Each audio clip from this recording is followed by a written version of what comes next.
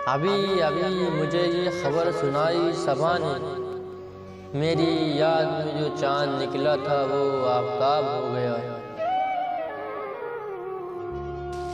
मेरी हसरत में शिद्दत भी इस कदर मेरी जान के सहरा में जो कुआं था वो सराब हो गया।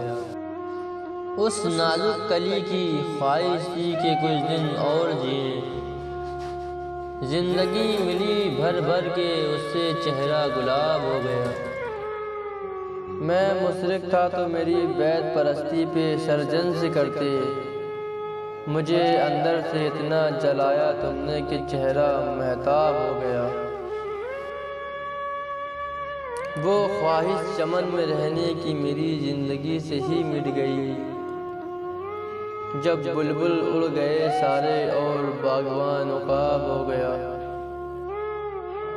अभी जिंदा हूँ मरा नहीं कि तुम आए हो मुंह देखने, मेरी लाश में सांसें बाकी हैं और शुरू हिसाब हो गया।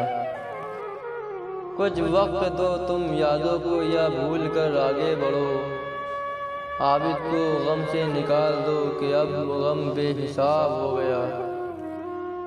कुछ वक्त दो तुम यादों को या भूल कर आगे बढ़ो, आबिद को गम से निकाल दो कि अब गम बेहिसाब हो गया।